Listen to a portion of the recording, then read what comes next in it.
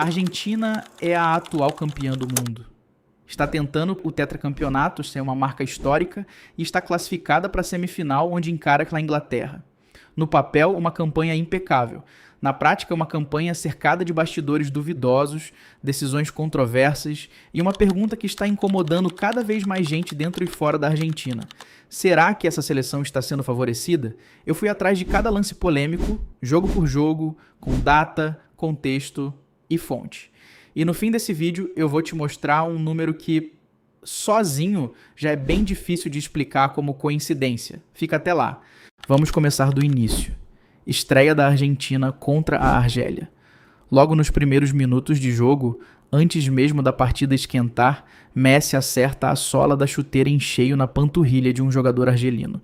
Uma entrada por trás, sem visão da bola, do tipo que normalmente rende cartão amarelo, quando não vermelho direto, dependendo da intensidade.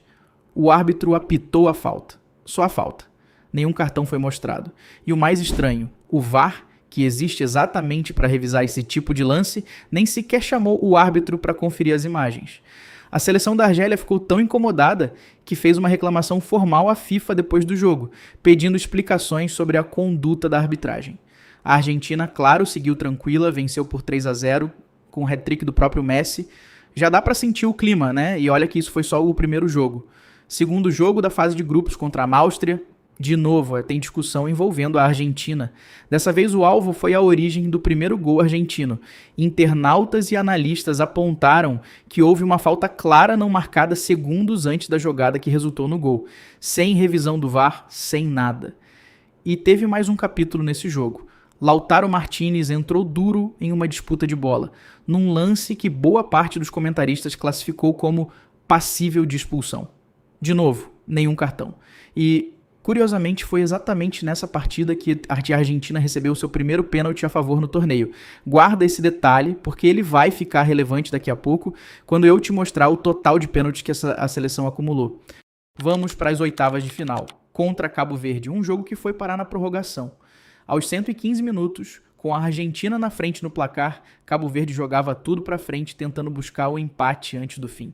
No meio de uma disputa dentro da área, em uma jogada de bola parada, o zagueiro Tagliafico leva uma pancada no rosto e começa a sangrar pelo nariz. Até aqui, normal, faz parte do jogo. O problema é o que vem depois. O árbitro decide parar a partida por mais de um minuto inteiro para ele trocar de camisa suja de sangue. Só que essa parada acontece bem no momento em que Cabo Verde ia cobrar um escanteio, justamente contra uma Argentina que, por regulamento, deveria estar jogando com um homem a menos naquele instante, já que o jogador ainda não tinha reentrado em campo de forma regular. E agora, chegamos no jogo que motivou esse vídeo. As quartas de final contra o Egito. Talvez o episódio mais controverso de toda a campanha argentina até aqui. E olha que a régua já estava alta. A Argentina venceu de virada por 3-2, só que o caminho até essa virada tem pelo menos 3 decisões que precisam ser detalhadas com calma. Primeiro momento, ainda no segundo tempo, o Egito balança as redes, só que o gol é anulado depois de o VAR apontar uma suposta falta na origem do lance. Segundo momento, e talvez o mais grave, já nos acréscimos, com o placar empatado, Salah, um dos melhores jogadores do mundo, cai dentro da área argentina reclamando pênalti num contato que a maioria dos analistas classificou como, no mínimo, digno de revisão do VAR. Não foi marcado, nenhuma revisão. A repercussão foi imediata. O técnico egípcio, Hossam Hassan, foi duríssimo em entrevista depois da eliminação, chamando a atuação da arbitragem de injusta e dizendo publicamente que sua equipe tinha sido prejudicada em decisões claras.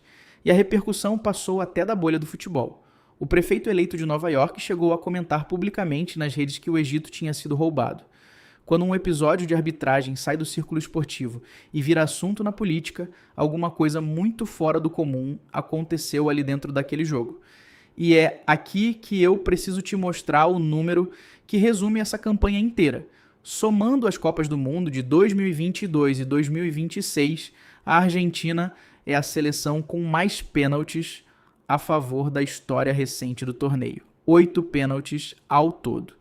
Nenhuma outra seleção chega perto desse número em 2 edições seguidas.